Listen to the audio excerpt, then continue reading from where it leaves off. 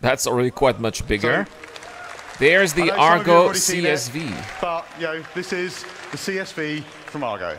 It's like a truck, like a pickup truck. Today is the very first ground vehicle from Argo, the Construction Support Vehicle, CSV.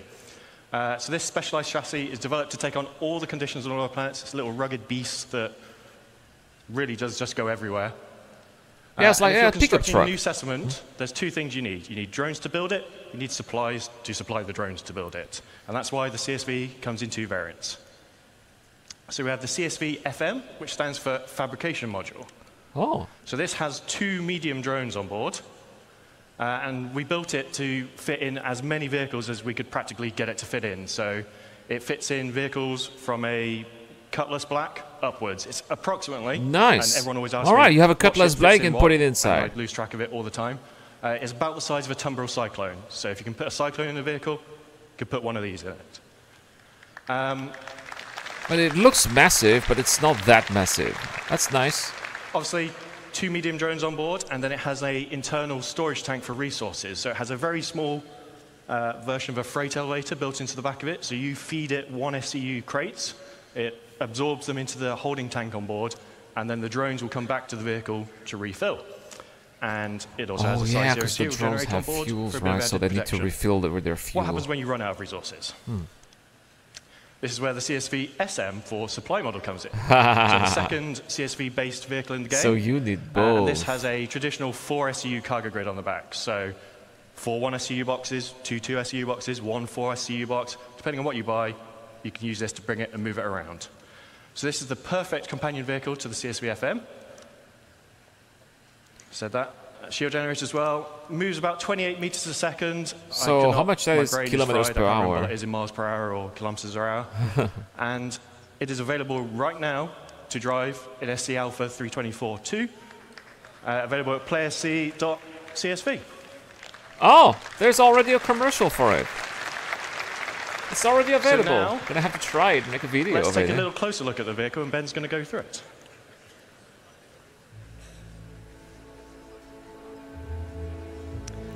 Oh, that's probably the commercial that we're seeing here. Okay, so what we're seeing here is the in-game version of the CSV. It's complete with its 4 SCU of cargo up on the rear. Yeah, it does fit in the Cutlass. And I think the CSV kind of really builds on what Argo is known for. Yeah, you could be trading. If outposts are not far from one to another, you could do that, right, Cal? Absolutely. Just driving on roads. Any build site. All of its components are easily accessible. And I think the exterior is like real dominating factor. It's those kind of large all-terrain wheels. And then that's kind of backed up by just simple, smooth, sleek lines. We've got the front-loaded cab that puts all the controls kind of right in the kind of where the player needs them. And I think that's one of the keys to the ship as a whole, or the vehicle as a whole, sorry, is it's simple, it's purposeful. It's oh, it doesn't have a steering wheel. That just kind of just helps it kind of feel part of that Argo family.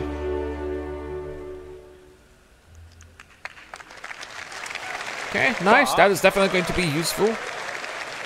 Oh, I think it's a morph. But what if you want to go bigger? Ah. Bigger?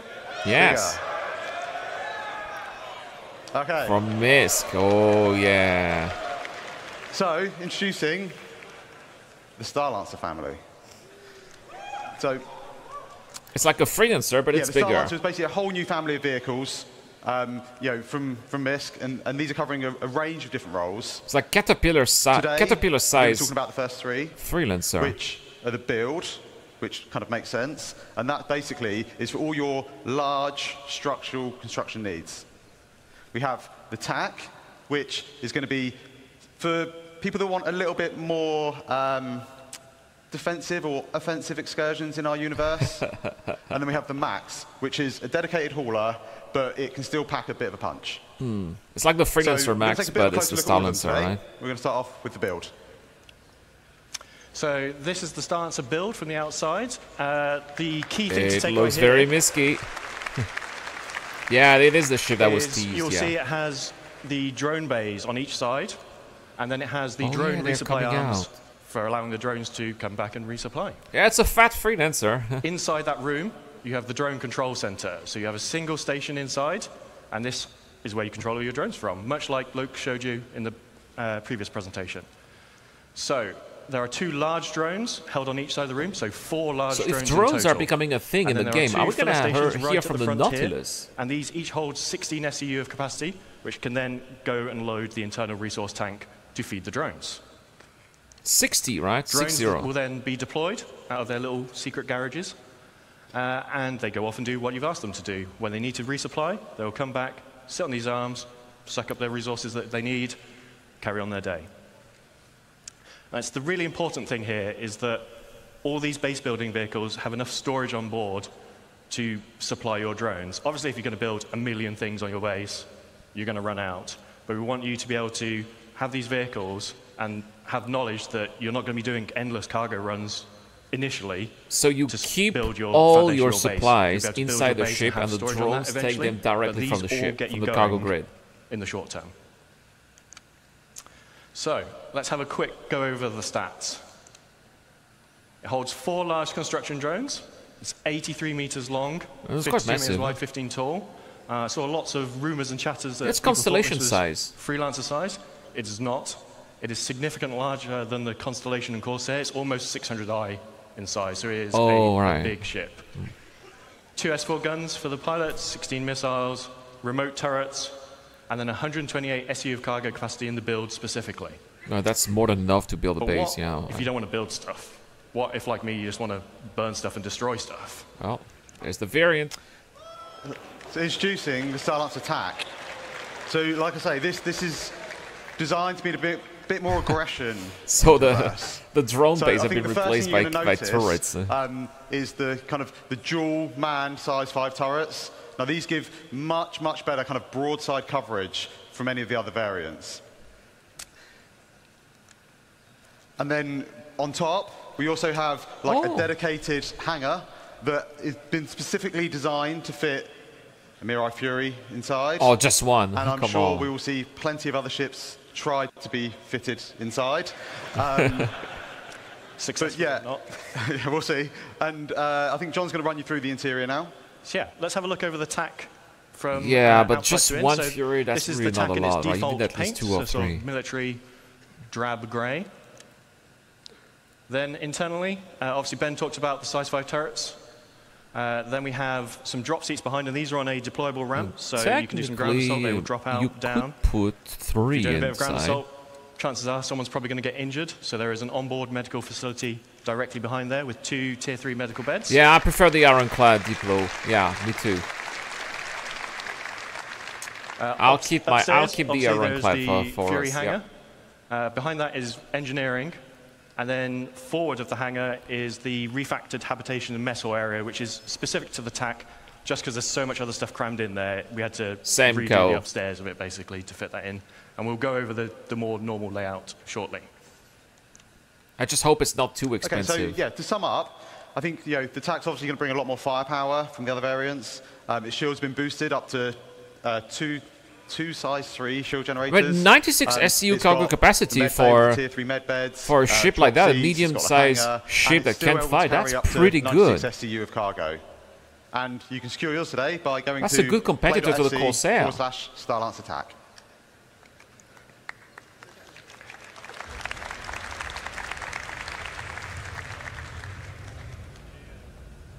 That's not in-game, right? Yeah, it's all pre-rendered, I suppose. Oh, they have their own commercial, eh? It's about the size... It's 90 meters long, or 85. It's the size of a 600i.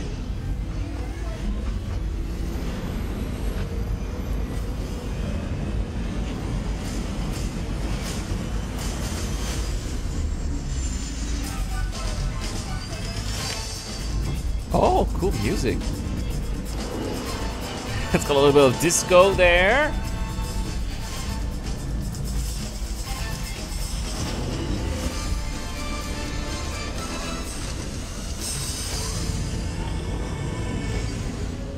All right, I wonder how far along it is. They didn't say the dates, right? Oh yeah, there's the other variant, the Max variant. And this is Nyx that they're showing right here. I love, you know, going inside that bore in Nyx. Lots of people will be going there full speed. Oh, more disco.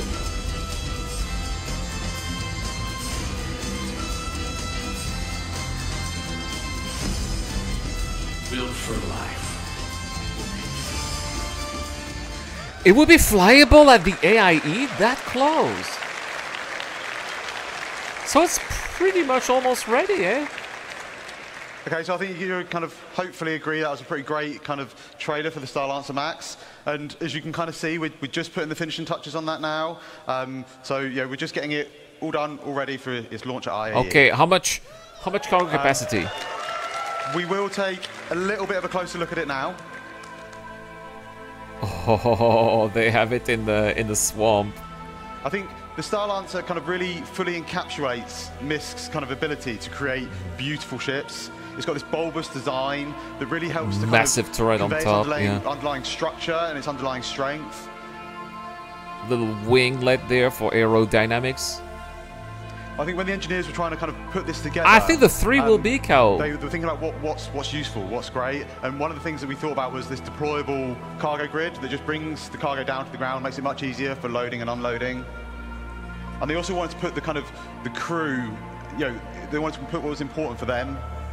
So they've added a lot of windows out so the crew can maybe I'll see upgrade out one into of my the verse, ships and it's one of the things that we know for a big like, base is being able building. to have these kind of little windows out into space. And then above the kind of main habitation area, we've got these big skylights, and they just allow kind of like more natural light to cast. And they have not talked about the extra large area. stuff though. For a bit more protection, you've got 8 size 3 missiles up front, and then a further 8 on top.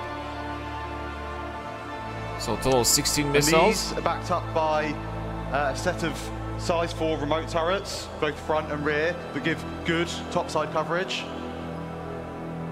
Yeah, that's going to be a decent ship to do stuff, you know. When we get to the front, you'll see we have a further set of size 4 gimbal weapons. Ooh. And again, these just kind of help to fill in those blind spots. Well, that's a great ship for the pyro system. You're gonna be able to defend yourself. You have a full crew, eh? I think as a whole, I think, you know, the engineers or MISC have done an exceptional job in creating a vehicle that kind of fully encapsulates. You're right, Cal, but the I guess you can functionality always needed, rotate the ship, while still right? ensuring that the crew's kind of well-being and livelihood is protected. It's all in a package that kind of really dominates the sky, and I think it really shows off MISC's ability to deliver kind of quite beautiful ships. Flyable at the Intergalactic Aerospace Expo. Right. So we're gonna have this don't one worry, this is not an Origin and the Polaris 404 moment happening here. So let's have a look inside the Starlancer Max now. So, love it or hate it, we love it. The MISC traditional letterbox view is back. At the front of the ship, you have the pilot, co-pilot seat with 2 support stations at the rear. These are the ones that control the remote turrets by default. Then behind that, we have the escape pod room. 4 escape pods, full crew. And we've seen in the Squadron 42 demo how important that's going to be, right? So the traversal room, it has a lift, goes oh between yeah, the the 2 big floors dashboard, of of course. And goes to the exterior it's of the ship. It's a ship. And then a ladder for emergency backup. Behind that is the mess hall area. So nice shared communal space for you to relax with your crew. And then we move into the 4 individual crew rooms, each with double beds, so very luxurious for a spaceship. En suites for all. At the rear of this section, we have a further 2 lifts. These are just internal to go between the 2 decks of the ship. Oh. Then at the rear, and there we are corridors all the around. Main engineering. So there are some components dotted around throughout the rest of the ship, but the bulk of your components and the engineering terminal are here at the rear of the ship. So that's the top deck. So that's upstairs. Let's go downstairs a little bit. And that's where you're gonna have the cargo hold. They didn't say how much it carries, the max version. I would say around 250 SCU. Vehicle entrance and cargo 300-ish maybe. For the rear section, this can be used as a garage, but it is also a cargo hold. Can fit vehicles up to a Ursa rover in size in here. And then on the Max, we have, as you saw in the trailer, it's sort of 1 cargo lift that drops down, but it retains a walkway throughout the center of the ship. So regardless of whether your cargo is up, down, being loaded, you still have traversal front to back of the ship. Nice. And how much SCU? It didn't say the capacity. Then we have the downstairs of the traversal room, which also features the airlock onto the ship. And then lastly, we have the armory at the front of the ship. So if you're coming on board, leaving via EVA, leaving via that front entrance to the ground, you can stop off here, suit up, get your weapons, do the reverse coming back. And that is the Starlancer Max. Nice. So we'll quickly recap the stats. 224 SU of cargo. 224. 128 on that ventral drop platform, 96 in the rear cargo area. It has 6 extra VTOL thrusters for all that extra mass that it's hauling. And it is available to pre-order now and will be flyable this IE at play.se Starlancer Max. And if you So that's really soon. pre-order now before IE, you will get this exclusive sapphire paint, which is in the Citizencon colors and looks super cool in my opinion. Well, that's going to be refreshment. Sadly, I don't have that. We have talked small drones, medium drones, large drones. What about bigger things? Ah, there it is. An update on the Pioneer, hopefully. Who can guess what that is? Yeah. So, That's the original concept. Probably is going to talked to you all change. quite some time ago about this in Germany, and this is obviously the original concept for the Pioneer. Now, some time has passed, and whilst the core concepts of base building have remained the same at a high level, how you physically build your bases has changed slightly. So, back then, you were building everything on board the ship here. You would fly your Pioneer. Now we're just using drones, this is the right? area I want to build in. I'm going to build my base on board the ship, and I'm going to drop it down. As you've seen, bases are a lot more expansive now. This doesn't work anymore. So we need to do a little bit of some reconcepting. The Starlancer is $250. Okay, Yoshi. Okay, so it's good to know. one of the first things we really wanted to kind of solve was the arm. You know, we know a lot more about how we're going to be constructing these structures now, and kind of the arm didn't really make a lot of sense anymore. All it really did was it made the space you need to land the ship almost It twice does as look big like an as ironclad, what yeah. it's Plus, kinda needed. you know, Constellated Outland doesn't yeah, have a lot of ships, right? They need a We're few not real more as spaceship well. engineers. We don't make real spaceships. This But looks what we do try and do a more lot like of the a time is we try and take as specialty much ship. reference from kind I of wish that we real could life see a bit more from manufacturing that company we as well. possibly can, and I think that's really it's really key to what I think Star Citizen is as a whole across like all the different departments. In that, you know, we're trying to make a believable universe, and if you think about the arm, and whilst I can't deny it's a cool idea, I think really from a manufacturing point of view, all it really does is it adds a lot of complication and a lot of manufacturing costs onto what is already a very advanced, very large, very costly ship to make. So, just show us more, come real on. first things we wanted to do. The second thing we wanted to look at was kind of have a little bit of a shift around. Oh, it has a kind of like the platform egress on points top the ship. now. The cargo position has moved, so we needed to kind of update that. We wanted to make sure that the landing pad made sense and had space to kind of come into the ship. And then we also needed a way of getting things out of the ship that we will be crafting. On top of that, we had a few other goals. Like I say, it needs to support all the updated kind of building mechanics. It needs to support all our current metrics, and I don't mean just character metrics. I mean all metrics, because we're going to be creating. I'm pretty sure you can buy the base building one, but it's not going to be flyable. They're going to be waiting for base building to make this flyable. The rest will be a loaner. I suppose there will be the max will be a loaner in the meantime. Be kind of like the cornerstone of your crafting and construction ventures. And to do that, we need to add a few extra kind of onboard facilities. So, you know, a med bay, like I say, the crafting area, the ability to refine. It's important to have a or med bay in extract those and ships. refine Sometimes, materials. you know, you get crushed by a container, you died in a So very let's have a stupid way. quick You're look very over the glad to updated have a med interior bay of that's the going to Pioneer. save you a lot of time as well. So at the back of the ship, we have the classic bridge, looks out over the expanse of the ship. And then top and bottom of that in this image, we have the escape pod rooms.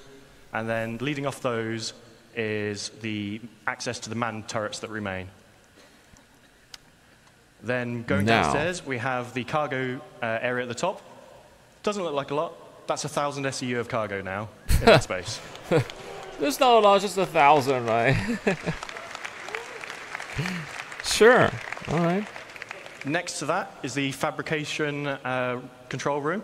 This is where you'll be fabricating larger vehicles and ships, as well as smaller fabrication machines next door for. You don't want to use this to build a small FPS weapon. It's a bit overkill. So we have that on board as well. So in the center of the ship, we have a small fabrication hangar too. with roof and ramp egress. So if you're building a small ship on board, so things like a Nomad, you can build on board here. You'll be able to fly it out the roof of the fabrication hangar. And then we have the existing small landing pad that transitions from outside the ship to inside the ship. So you can build your own Furies, for example. Ben's going to talk about in a second. But you can still retain the ability to land a ship on top of this ship. Or your own fighters. Inside your ship. All those things. Engineering at the rear. This is now capital components all the way around. It was a weird mix of size 3s before. It's now just all capital everything. Then we have the habitation, mess hall, medical area between the hangar Zero, I'm sure it is. Engineering. And then at the front, we have 4 extra large drones in the drone room. Extra large. So what can these extra large drones build? Like this to show you. Ben's going to go through this in a bit more detail now. Is it a video? Ooh. Okay, yeah. So we're going to have a little look at kind of like the concept and where it's at on the interior. We start out on the interior bridge. It's very spacious, or command deck bridge, whatever you want to call it. It gives kind of really nice views out over the front of the ship. And right up front, you've got all the consoles required that you need to kind of control the ship, as well as the kind of additional remote turret access consoles. And then at the rear, we have the main kind of navigation components and some small engineering consoles. And kind of flanking either side, we've got these 2 corridors, and they lead out to the man turrets that kind of sit above the bridge. And they also have all the escape pods needed for all the bridge crew. Like I say, we want this to kind of be a home away from home, so we have a very large, comfortable habitation area. That's a lot of tables there. What's the crew for that thing? They get their own individual crew pod. And one of the nice things about this is these actually open up, and they allow kind of each crew member to kind of decide like how much privacy they actually want. This is the crafting area. We've got the 4 kind of crafting machines. Nice. And these are right next to the cargo bay. So it's a flying factory. That's what it is. To, 1,000 SEU of cargo, so it's pretty sizable. To make it a little bit easier, it's got its own dedicated cargo lift at the back. Like if you have a Nord, you've got to have a simplifies Pioneer. That kind of getting cargo in and out of the vehicle.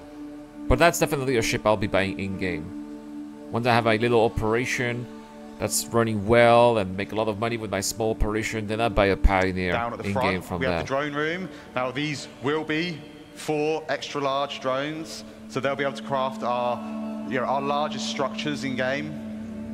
But what are they? They did not talk about the largest structures. And they're all controlled by the construction console in this area.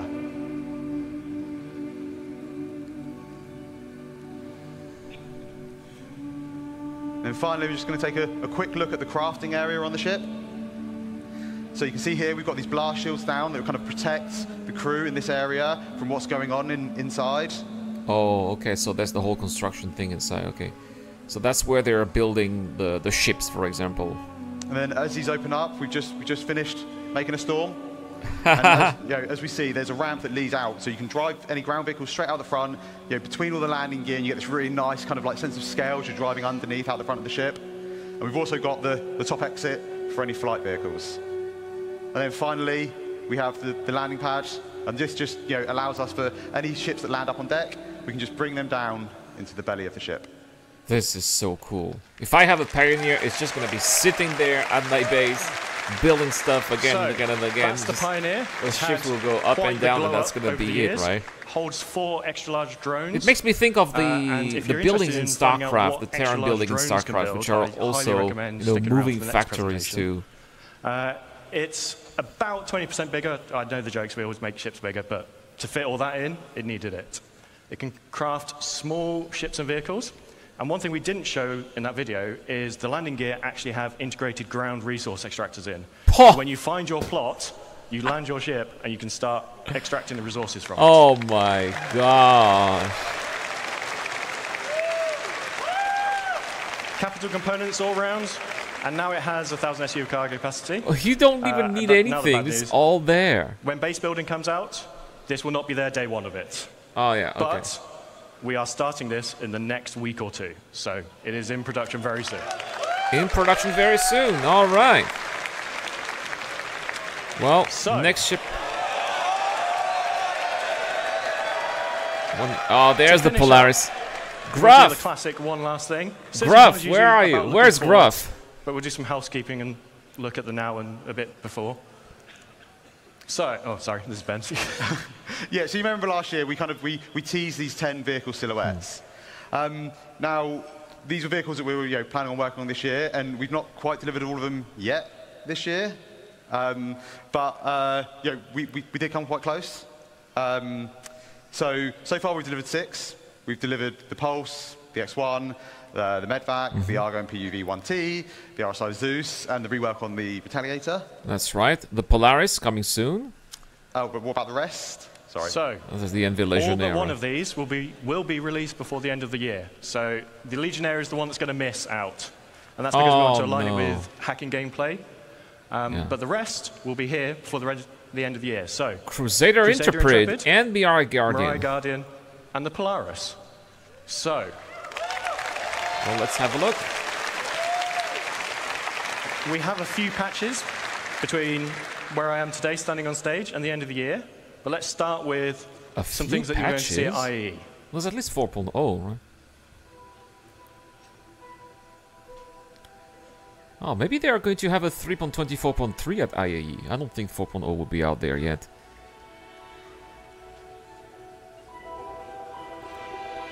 So is that the med bay of the Polaris?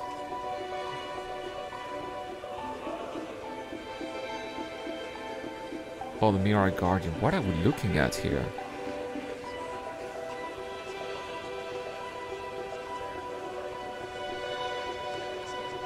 Okay, that's definitely Crusader. That is the Intrepid.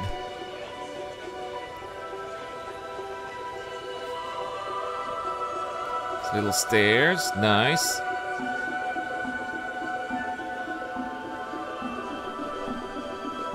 Very Crusader-ish. Now it is rumored to be a starter ship, but it looks a little big for a starter ship. I don't know.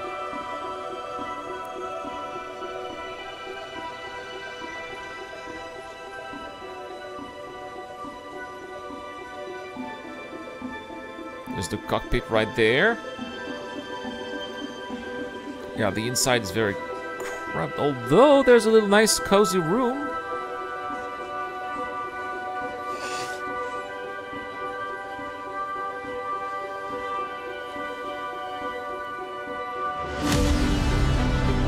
Ah, what's that? That's our Polaris, isn't it? There it is. AI. It's gonna be ready for AIE.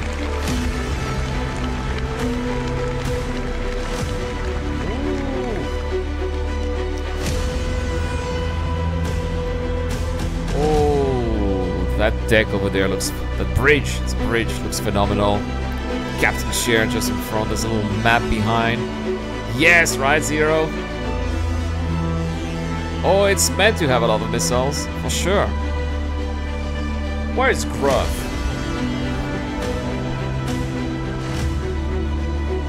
Yesterday he was making funny noises for his Polaris, and there it is.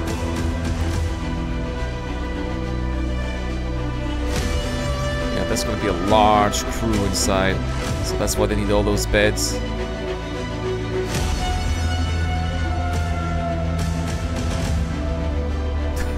That's so big.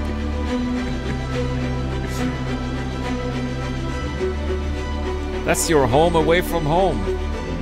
You have a Norg. Captain's office. And a hangar. Oh, it's big.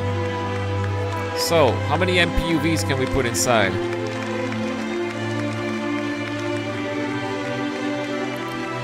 Oh, we can put a full squadron of Mirais inside.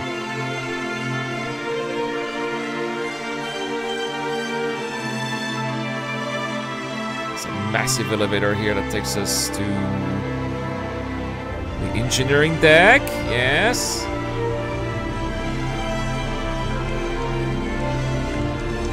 Maybe he died of excitement. Yes. Man, this is so massive. Those components. These are the engineering monitors for the engineers to make sure everything's working well and has the proper resources that they need. Oh my gosh, those little animations there.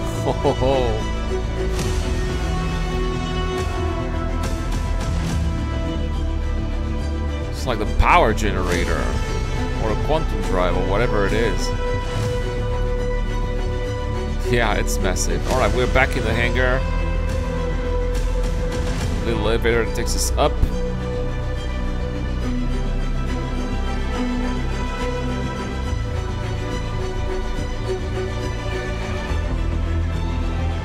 These are the torpedoes.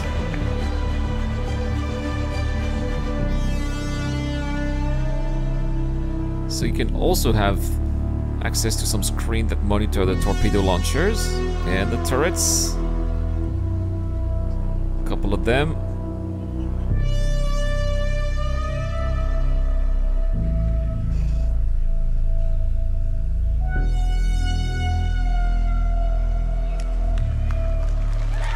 Wow.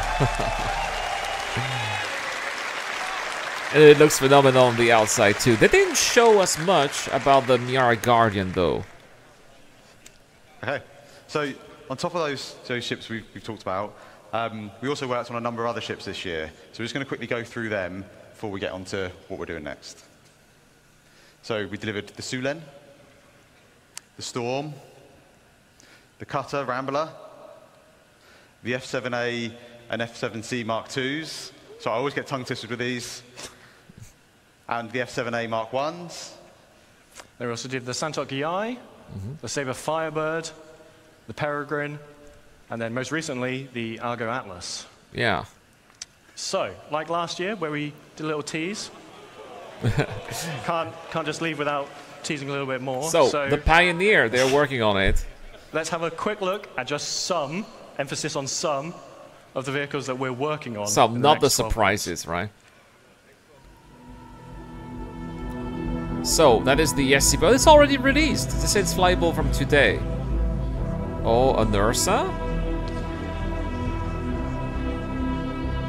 Oh, another vehicle from the R-Class.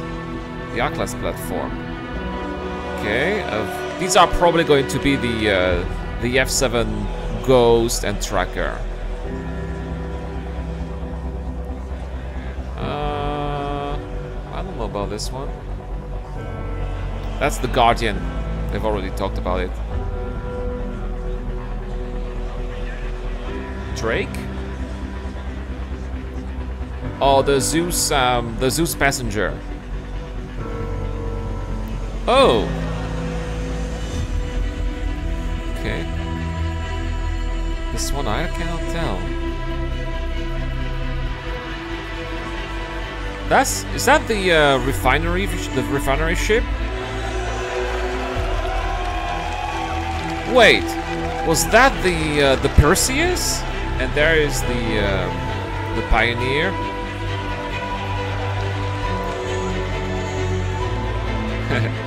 There's the Pioneer right there. Yeah, that is the Perseus. So,